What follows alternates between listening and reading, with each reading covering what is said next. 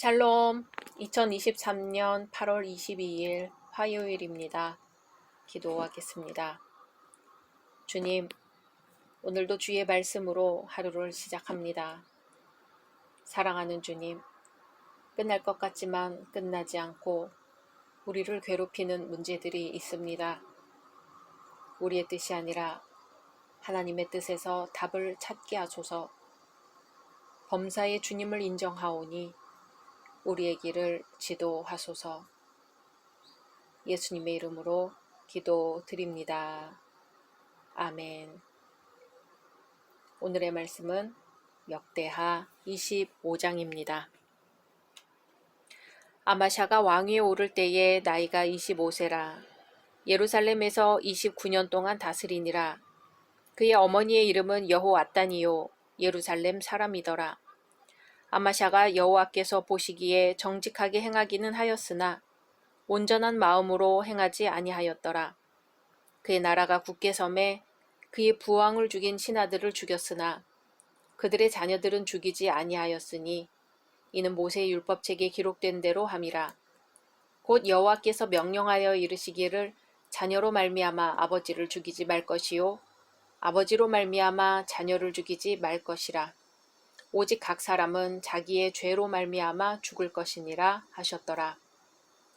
아마샤가 유다 사람들을 모으고 그 여러 족속을 따라 천부장들과 백부장들을 세우되 유다와 베냐민을 함께 그리하고 20세 이상으로 계수하여 창과 방패를 잡고 능히 전장에 나갈 만한 자 30만 명을 얻고 또 은 100달란트로 이스라엘 나라에서 큰 용사 10만 명을 고용하였더니 어떤 하나님의 사람이 아마샤에게 나와서 이르되 왕이여 이스라엘 군대를 왕과 함께 가게 하지 마옵소서. 여호와께서는 이스라엘 곧 온 에브라임 자손과 함께하지 아니하시나니 왕이 만일 가시거든 힘써 싸우소서. 하나님의 왕을 적군 앞에 엎드러지게 하시리이다. 하나님은 능히 돕기도 하시고 능히 패하게도 하시나이다 하니 아마샤가 하나님의 사람에게 이르되 내가 100달란트를 이스라엘 군대에게 주었으니 어찌할까? 하나님의 사람이 말하되 여호와께서 능히 이보다 많은 것을 왕에게 주실 수 있나이다 하니라. 아마샤가 이에 에브라임에서 자기에게 온 군대를 나누어 그들의 고향으로 돌아가게 하였더니 그 무리가 유다 사람에게 심히 노하여 분연히 고향으로 돌아갔더라. 아마샤가 담력을 내어 그의 백성을 거느리고 소금 골짜기에 이르러 세일 자손 10,000명을 죽이고 유다 자손이 또 10,000명을 사로잡아 가지고 바위 꼭대기에 올라가서 거기서 밀쳐 내려뜨려서 그들의 온몸이 부서지게 하였더라. 아마샤가 자기와 함께 전장에 나가지 못하게 하고 돌려보낸 군사들이 사마리아에서부터 베토론까지 유다 성읍들을 약탈하고 사람 3,000명을 죽이고 물건을 많이 노략하였더라. 아마샤가 에돔 사람들을 죽이고 돌아올 때에 세일 자손의 신들을 가져와서 자기 신으로 세우고 그것들 앞에 경배하며 분향한지라. 그러므로 여호와께서 아마샤에게 진노하사 한 선지자를 그에게 보내시니 그가 이르되 저 백성의 신들이 그들의 백성을 왕의 손에서 능히 구원하지 못하였거늘 왕은 어찌하여 그 신들에게 구하나이까 하며 선지자가 아직 그에게 말할 때에 왕이 그에게 이르되 우리가 너를 왕의 모사로 삼았느냐 그치라 어찌하여 맞으려 하느냐 하니 선지자가 그치며 이르되 왕이 이 일을 행하고 나의 경고를 듣지 아니하니 하나님이 왕을 멸하시기로 작정하신 줄 아노라 하였더라. 유다 왕 아마샤가 상의하고 예후의 손자 여호아하스의 아들 이스라엘 왕 요아스에게 사신을 보내어 이르되 오라 서로 대면하자 한지라. 이스라엘 왕 요아스가 유다 왕 아마샤에게 사람을 보내어 이르되 레바논 가시나무가 레바논 백향목에게 전가를 보내어 이르기를 내 딸을 내 아들에게 주어 아내로 삼게 하라 하였더니 레바논 들짐승이 지나가다가 그 가시나무를 짓밟았느니라. 내가 에돔 사람들을 쳤다고 내 마음이 교만하여 자긍하는도다. 내 궁에나 있으라. 어찌하여 화를 자초하여 너와 유다가 함께 망하고자 하느냐 하나. 아마샤가 듣지 아니하였으니 이는 하나님께로 말미암은 것이라. 그들의 에돔 신들에게 구하였으므로 그 대적의 손에 넘기려 하심이더라. 이스라엘 왕 요아스가 올라와서 유다 왕 아마샤와 더불어 유다의 베세메스에서 대면하였더니 유다가 이스라엘 앞에서 패하여 각기 장막으로 도망한지라. 이스라엘 왕 요아스가 베세메스에서 여호아하스의 손자 요아스의 아들 유다 왕 아마샤를 사로잡고 예루살렘에 이르러 예루살렘 성벽을 에브라임 문에서부터 성 모퉁이 문까지 400규빗을 헐고 또 하나님의 전 안에서 오벳에돔이 지키는 모든 금은과 그릇과 왕궁의 재물을 빼앗고 또 사람들을 볼모로 잡아가지고 사마리아로 돌아갔더라. 이스라엘 왕 요아하스의 아들 요아스가 죽은 후에도 유다 왕 요아스의 아들 아마샤가 15년간 생존하였더라. 아마샤의 이 외에 처음부터 끝까지 행적은 유다와 이스라엘 열왕기에 기록되지 아니하였느냐. 아마샤가 돌아서서 여호와를 버린 후로부터 예루살렘에서 무리가 그를 반역하였으므로 그가 라기스로 도망하였더니 반역한 무리가 사람을 라기스로 따라보내어 그를 거기서 죽이게 하고 그의 시체를 말에 실어다가 그의 조상들과 함께 유다 성읍에 장사하였더라. 아멘. 순종은 인간이 하나님께 취할 수 있는 가장 기본적인 예입니다. 인간의 고난은 하나님께 불순종함으로 말미암았습니다. 하나님은 우리에게 온전한 순종을 원하십니다. 아마샤는 유다 왕으로서 예루살렘에서 29년간 통치하였습니다. 그는 주 앞에서 정직히 행하였으나 온전한 마음으로 행하지는 않았습니다. 오늘 말씀을 통해 하나님 앞에서 온전한 마음으로 행하지 않은 것이 어떻게 믿음에서 일탈하게 되고 결국에는 비극적인 운명을 맞게 되는지를 볼 수 있습니다. 주님을 향한 우리의 마음에 느슨함이나 빈틈이 생길 경우 그것이 아마샤의 경우에서 보는 바와 같이 우리를 파국에 이르게 할 수 있다는 사실을 배워야 합니다. 아마샤의 아버지 요아스는 자기를 죽음에서 살려주고 6년 동안 성소에서 몰래 키워 왕으로 세워준 제사장 여호야다가 죽자 타락하여 우상을 섬겼습니다. 그런 모습을 본 선지자가 잘못을 지적하자 선지자를 죽였지요.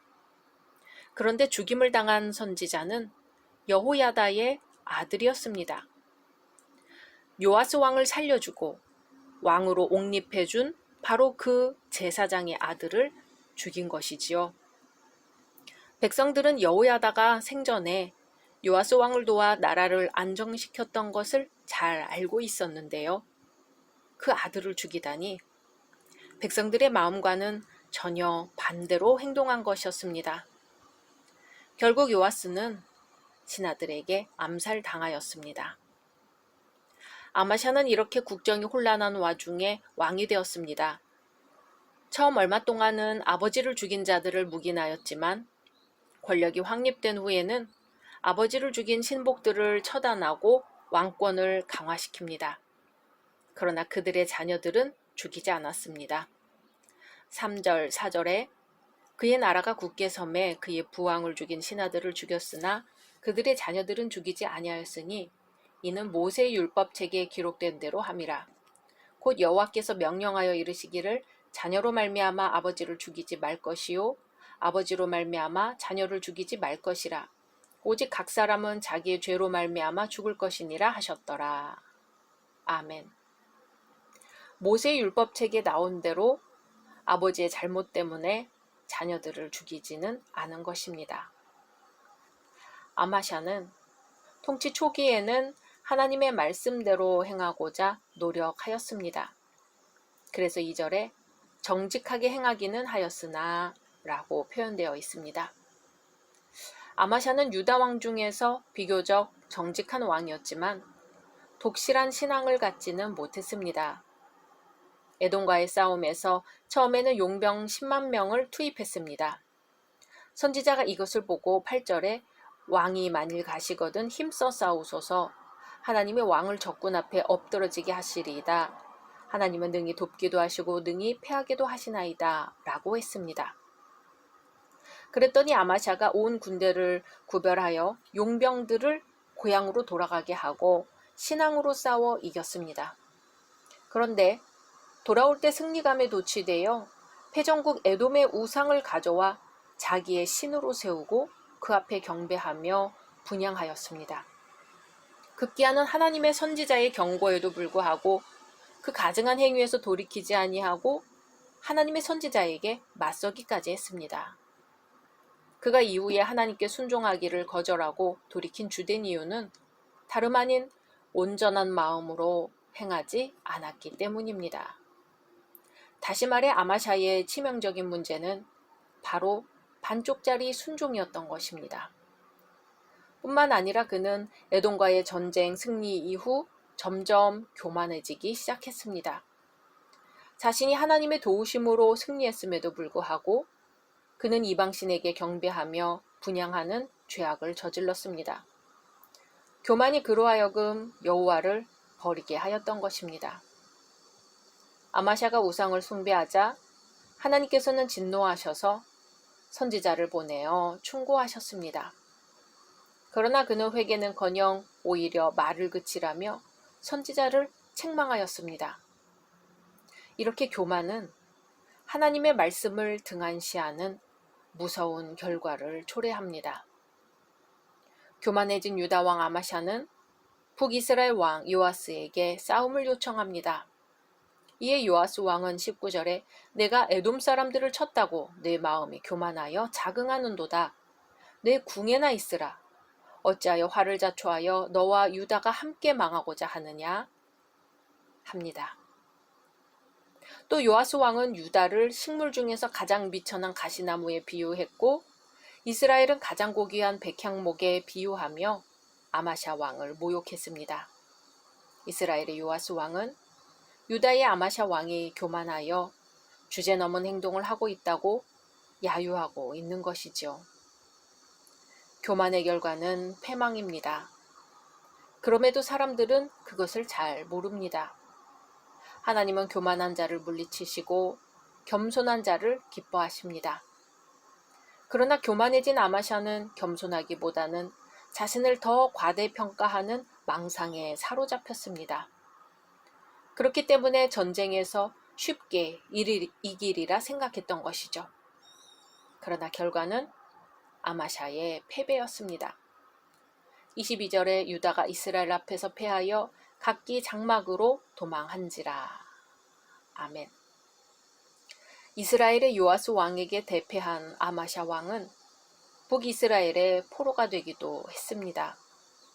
또한 수도가 함락되었고 성벽도 헐렸으며 성전과 왕궁의 보물도 빼앗겼습니다. 그뿐만 아니라 신하들에게 쫓겨다니는 처량한 신세가 되었으며 자신의 아버지처럼 신하의 손에 의해 라기스에서 죽임을 당했습니다.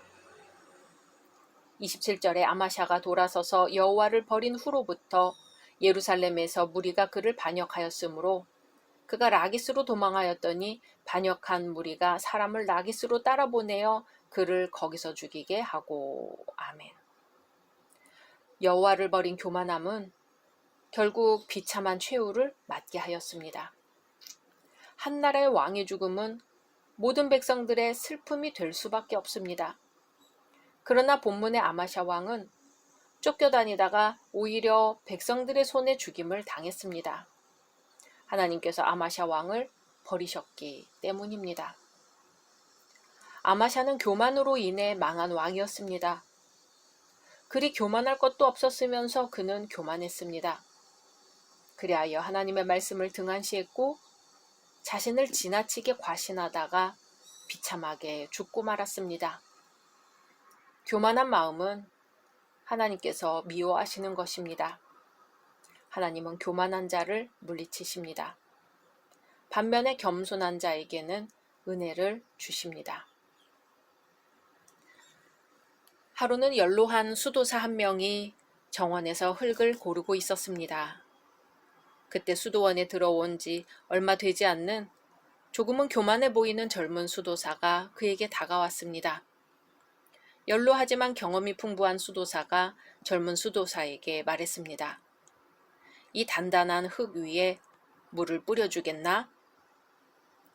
젊은 수도사는 연로한 수도사가 시키는 대로 했습니다. 그런데 흙이 단단하여 물이 옆으로 다 흘러가 버리고 말았습니다. 그러자 연로한 수도사는 망치를 가져다가 그것으로 흙덩어리를 부수기 시작했습니다. 그러고는 부서진 흙을 모으고서 젊은 수도사에게 다시 한번 물을 뿌려보라고 말했습니다. 물은 아까와는 달리 잘 스며들었고 부서진 흙은 촉촉이 뭉쳐가기 시작했습니다. 이를 보고 연로한 수도사가 입을 열었습니다. 이제야 흙 속에 물이 잘 스며드는구만. 이 흙에 씨가 뿌려진다면 곧 싹이 움트고 꽃을 피우며 열매가 맺혀질 걸세.